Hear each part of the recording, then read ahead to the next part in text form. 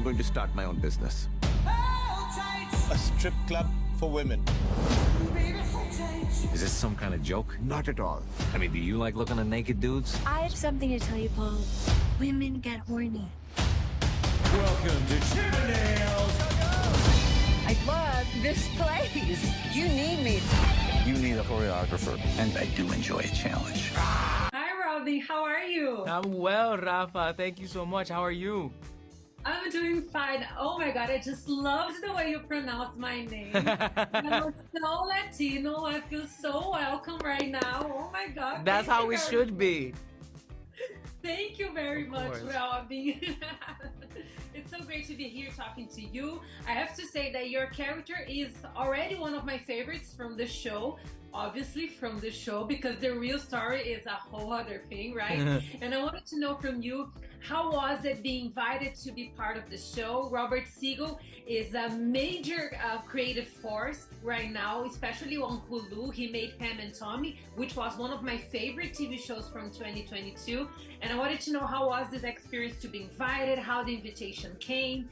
So please tell me. Of course. So I initially heard from my agents about an audition for the show, and so I was going off of the breakdown of the character, and I thought, oh, I've been looking for a darker role like this.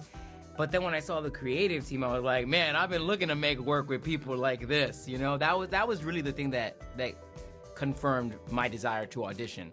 Now, post-auditioning, post my initial audition, I should say, that's when I found out the story of the Chippendales and everything that went down. And then I thought, this is bonkers. How cool, how fun. I hope I get it. And ultimately I did. And things changed within the story, but it was so much fun to figure out who Ray Colon is in our version of the show. And you know, just fun to explore different things as an actor and continue growing and challenging myself.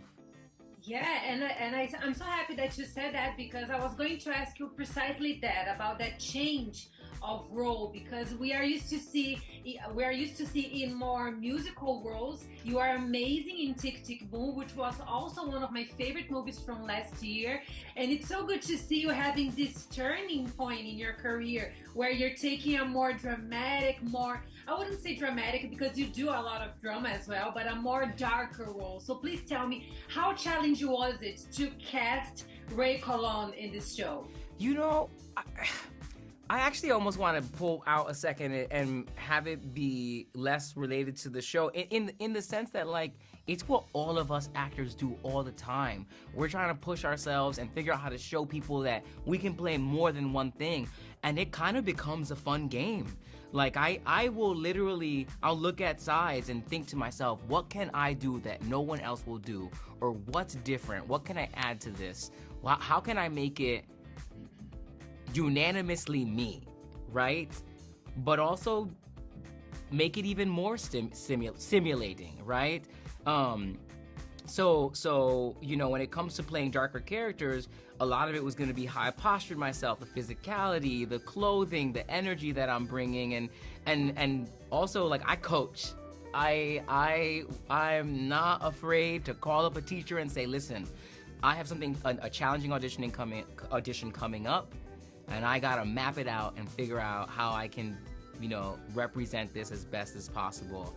And my personal coach, Andrea Serie, I love you so much. She really pushed me, and she brought it, and she helped me get it together.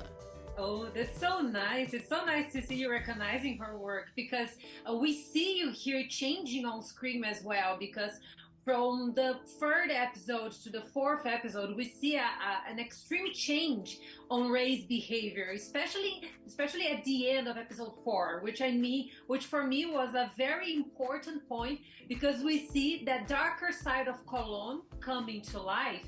So how was it like going from a character that, when you look at first, he seems like a like a simple character, but then you see him growing on screen and becoming like a central character on the Chip and Dale's story. Well, the thing is, at the end of the day, good people do bad things. I think we always try to make things very black and white and say that person did this thing, that means that they're bad. But that's not human. That's not real. That's not what we go through in our daily lives.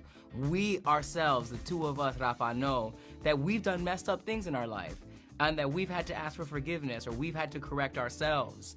And granted, the scale of this might be a little bigger in terms of the sins that are involved, but it really wasn't difficult because Ray is someone just trying to survive.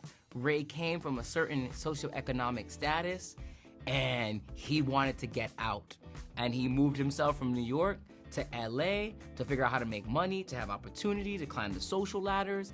And he meets this guy, Steve, who is just abundant in opportunity for him, right? And those opportunities come, and they're bigger and bigger, and there's more fear involved. And suddenly, Ray finds himself saying, oh, I've got to make some decisions that I never thought would be presented, but it's what I got to do to get to whatever that next level is. And so he finds himself in like, corrupted. He finds him, and I don't mean to make him a victim in that sense, but he was navigating. And I think what's really cool about Ray is that he has a certain kind of consciousness.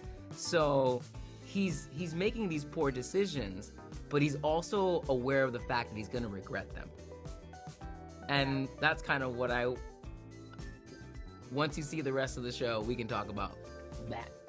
Mr. Chippendales himself, Nick DeNoia. Chippendales is my creation. I hired him. You and me stick together, or we go to war. Hi, Lee, how are you? Good, how are you?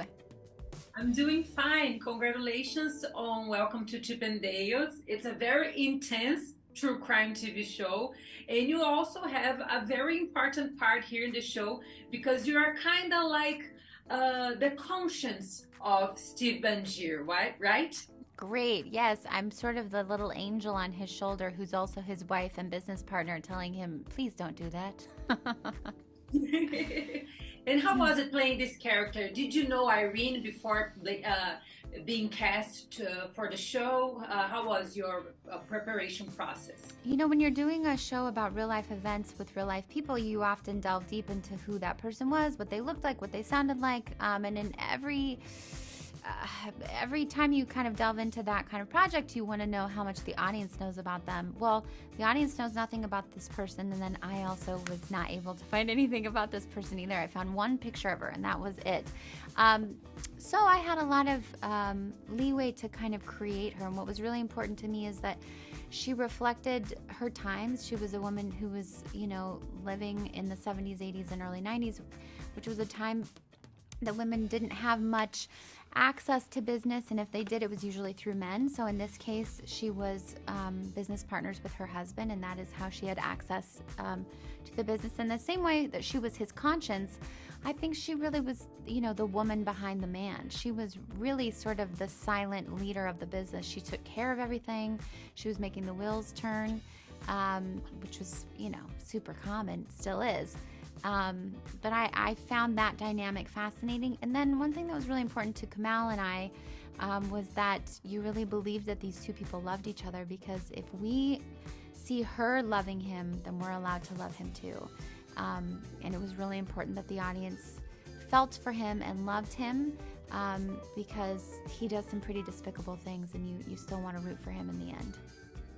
Yeah, and it's interesting that you said that, because you found more information about Irene than I did, because I couldn't even find one picture of her, which is actually very impressive considering that we're talking about like a very scandalous true crime, and although she has nothing to do with it, she has some ties with Steve, right? She was her wife, sorry. So it was really interesting because it's a character that we don't know anything about her. She's completely unknown to us. Do you think that this gave you the possibility to play with the character a bit more, to be more creative, to add something more to the process of building Irene on screen? Absolutely. One of the things that I think is a reflection of that era and the way that women are treated in that era, and especially in business, is how absent she is from any of the records of Chippendales. Meanwhile, she is one of the people who made it happen. So there's that, and then I also felt a lot of freedom in making creative choices about the character, about her relationships that would support the story as much as possible, which was lovely. I had like no confines. And so we got to make her up and make her as detailed and complicated as possible. That's nice because we see that on screen. It's so important that you said that because although she is a supporting character in the show, she's extremely important, and we see her like coming to life on screen as a very important character on screen. She's not seen as a supporting character, but I see her as a female lead on the show because she's very important to all the decisions that Steve is going to make during this show, right? Absolutely. It was really important that she wasn't just a part of Steve's arc, that she had her own arc. We need to watch her grow and change and learn and become something different by the end as well. Você e eu ficamos juntos? Ou então vamos pra guerra. Estão prontos pro melhor momento da vida! Não pode levar isso pro lado pessoal. São negócios.